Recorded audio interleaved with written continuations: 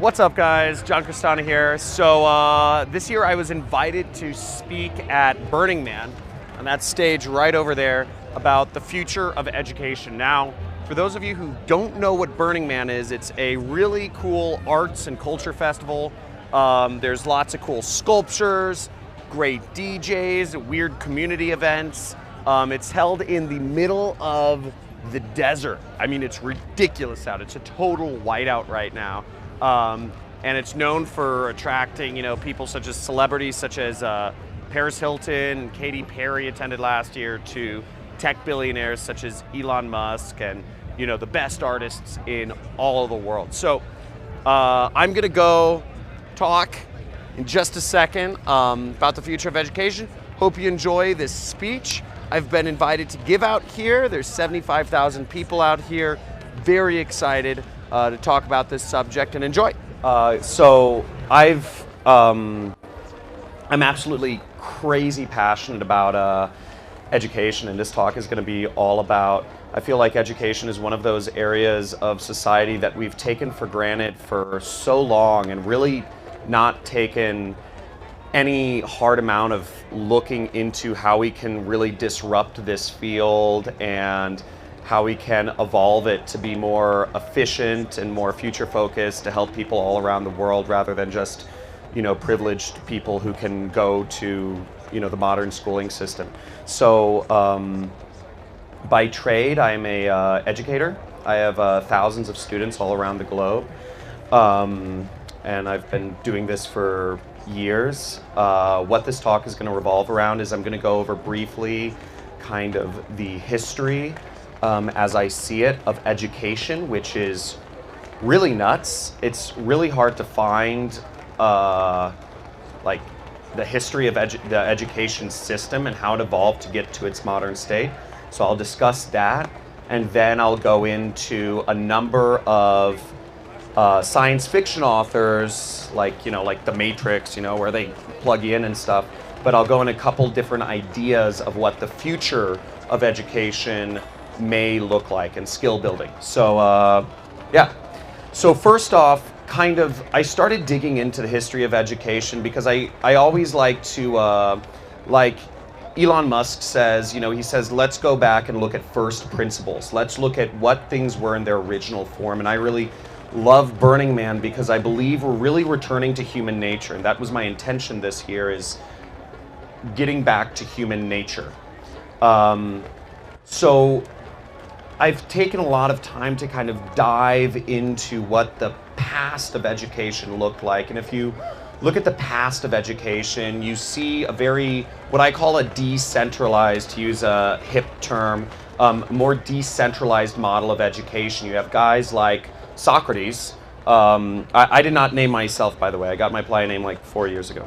But you got guys like Socrates or Jesus or whatever that are speaking in squares, yelling about, ranting about stuff, and people choose to follow them. You also, on the other side of the coin of education, you have, apprenticeships, people saying, hey, you can, you look like a young, dapper chap, you can build ships. I'll let you work for me for free for 2 years and maybe pay you some money or whatever eventually. So that was around what I call like 0 AD, like 2,000 years ago. And but very informal back then. You zoom up about 1,000 years and you have the creation of the first universities. The first universities were generally, there was one university per kind of language center. So you have Paris, you have Cambridge, you have Bologna in Italy, I think you have Leipzig in Germany, and basically all of the people that spoke a certain sort of language, dialect thing, the rich people would send their kids to this university and they say, hey, here's, $10,000, go to the university. And there was generally a kind of a time period in these universities where the students would go off to Leipzig or Paris or whatever, and there'd be a university center, and essentially teachers would like pitch them. There'd be like, hey, you should learn to read and write, and become a priest. or hey, you should learn how to do weights and measurements and become an accountant or tax whatever, So you have all these different people that are basically these teachers, and people would select a teacher after being pitched for a week or two, sitting in on different classes. So very, very, a little more somewhat self-directed, and somewhat similar to what our system is now. The teachers formed unions, essentially, and that's how the universities came about. And then you zoom forward, but it was only rich kids. It was like really only rich kids at this point that were able to do this. Then you zoom up about 800 years, and it starts getting a little bit more interesting. You have, you have the Germans, or the Austria-Hungary Empire. They lost to Napoleon, and they're like, what the fuck is this shit? Or no, sorry, that's a French accent. They're like, Scheiße, and they said, the leaders of the Austria-Hungary Empire, the Prussians or whatever it was, they chalked up their loss to the fact that they had all these hundreds of different kingdoms and fiefdoms that didn't speak the same dialect, and people weren't working well together, and people had their own loyalties to their own, camps or tribes or whatever. So what they said was, we need everybody on the same wavelength. We need everybody to have the same basic level of understanding and the same loyalty and speak the same dialect of German across the board. And you start getting the modern German Empire, but you also get what's mandatory universal education, very similar to what we have today. So everybody has to go to school, no matter what. That was a big deal back then. It had never been like this. And from the age of kindergarten, kindergarten means, something like child garden in German or something. But so you have mandatory education, which was a big deal, and you also have age segregation, to keep things orderly. The Germans like things orderly, and everybody speaks the same dialect. And what happened was you actually get it worked. It worked really well. In fact, it worked too well. Germany became like they really took advantage of the Industrial Revolution on a great scale. They educated their society, but obviously you also got the Nazis. So, which is, kind of sucks. But the education system worked really well, and around the mid-1800s, America we were having the same problems at the time of, we had the North and the South, and then, California's doing its weird thing over there, trying to break away. Texas is doing its weird thing. Utah Territory is, these Mormons are trying to, have bunches of wives and be their own country. So you have all these different things, and America was like, okay, let's figure this shit out. Let's send a delegation to Germany. And it was this guy named Horace Mann, who led the delegation for Americans to go to Germany, and they're like, this is working out pretty well. They're kind of like, they're getting all these disparate, crazy German tribes, fiefdoms working well together. So we adopted the same system, and it's obviously worked very well for industrialization, having this mandatory education and, the collegiate structure as well. And I think personally, but I think in our modern day society, we're seeing a lot of problems from, education is the skills that are taught in our education system. I'm not going to go into all the student loan problems and the fact that, a degree no longer amounts to getting any further ahead. I'm an employer as well, and I never look at people's degrees. It doesn't matter anymore. All it says is that you had the socioeconomic means to go to college. I'm not impressed by that. But what does matter in today's society are skills. So college is getting less and less. It's got to change. It hasn't adapted. There's huge problems. We've got to find another way.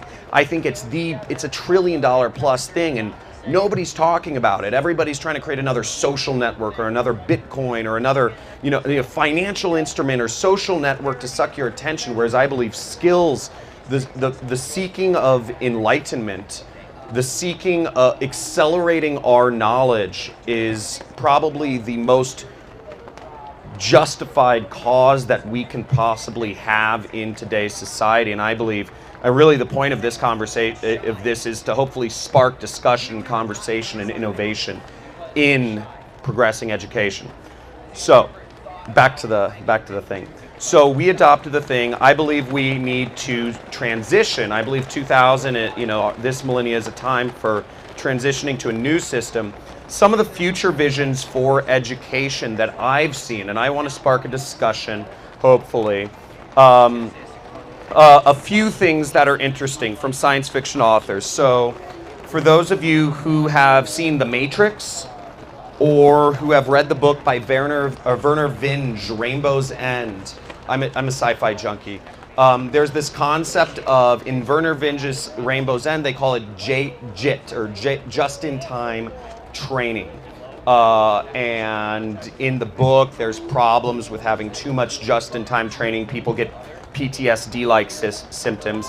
And this is similar to in The Matrix. You see this concept of people plugging in and jacking in, and they're like, I know Kung Fu.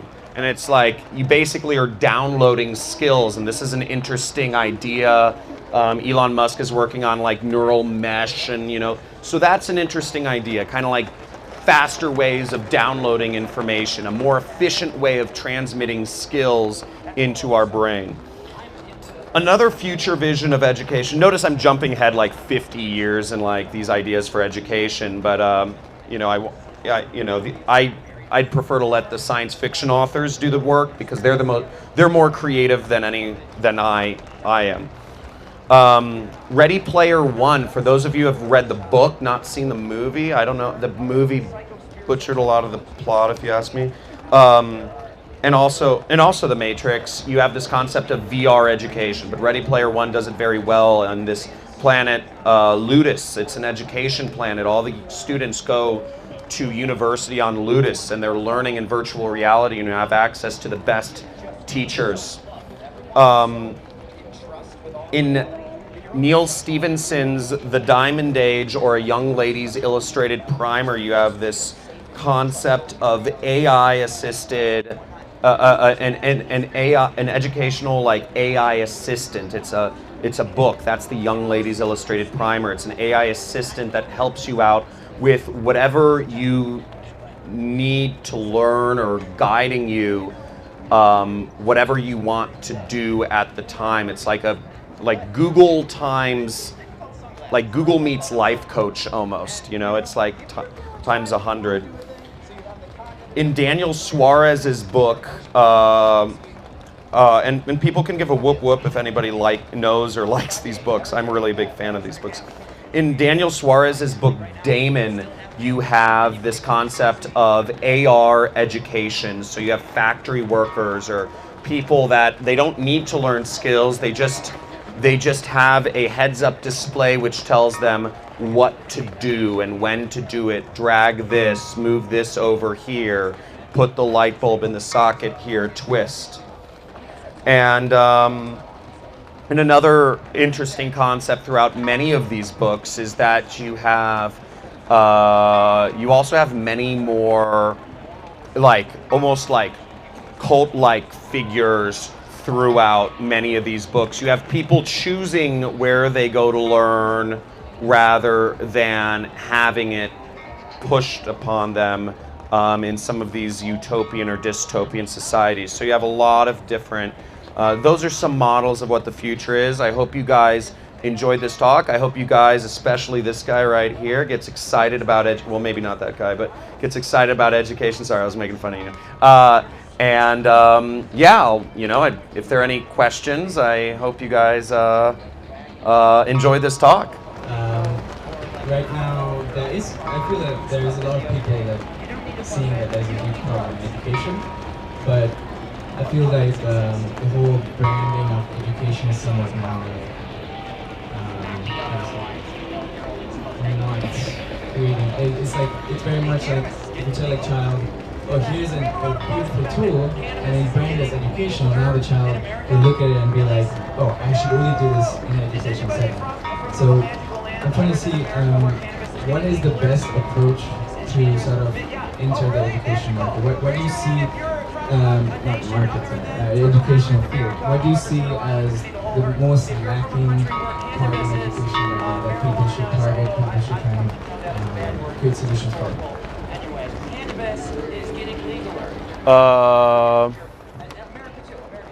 What is the most lacking area of education right now? That's your question. Um, I That's a good question. Well, I'll speak from personal experience, and kind of what I do is I'm a YouTuber, and I think YouTube is one of the most untapped places for education, period. So many people are going to get their education from YouTube now in short form videos that are 5 to 15 minutes, and and for a lot of software programs or technical skills, or let's say you want to program, different like chatbots or AI things, there's so much opportunity there. And I know so many people getting into that field who are, also YouTubers. I think that's, and that's my business. I think that is a huge opportunity area, and it's where people are naturally going. So, and it's easy to get into. I don't know. That's my take. Do you think that education institutions will start to employ people that they've educated? Are you talking about that? But they do. I mean, most professors generally start out. Yeah. I mean, like, for example, there's lots of coding routines, but they never employ the coders. They replace the coders. Theoretically, they could employ them.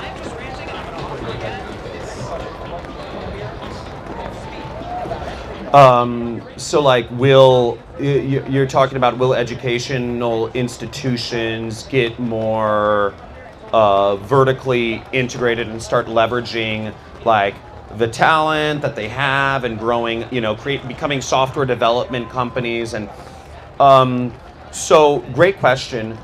You see some things like this happen. First of all, I think being specialized in something very specific is generally the way to go. But you kind of see stuff like this happening. Like if you've ever logged on to Udacity, you will see that a lot of the courses are sponsored by, they're different programming-esque courses, but they're Have you logged on to Udacity? Well, that's it. That's it. That's it right there. You have courses sponsored by Google. Google sponsored Swift programming. You have, Adobe, you have NVIDIA sponsors, machine learning programs. So they're training, they're working with a partner to train people, which they are directly trying to hire. It's a direct, they're using these companies as feeder tools. I personally believe, this is sort of offshoot, but I don't think the change is coming from the university, the government system. I think it's just very slow to move. I mean, they're still giving kids textbooks, which seems kind of ridiculous. And, I don't know if any of you have heard of the online company Masterclass, where you can learn tennis from Serena Williams. You can, Steven Spielberg teaches filmmaking. You have John Leguizamo teaching comedy. Or no, sorry, Steve Buscemi, even better. And so you have all of these, you have Frank Gehry teaching architecture. And I believe a lot of these things are going to move towards, I don't think the universities are going to, why have 10, 20,000 film teachers when you can go through a course that's 80% led by Steven Spielberg and 20% personal attention from TAs that are trained by Steven Spielberg or whatever. I believe we're moving more towards a model of people are going to be choosing to work with highly successful people in their given fields, first and foremost, and I think it's coming from outside the education system. So I think Udacity is really smart in this field. Does that answer your question? Okay, cool. That's the time we have. Okay. For today, so thank you very much. Thank you. Education. Thank you, guys. Oh, thank you. Yeah, thank you.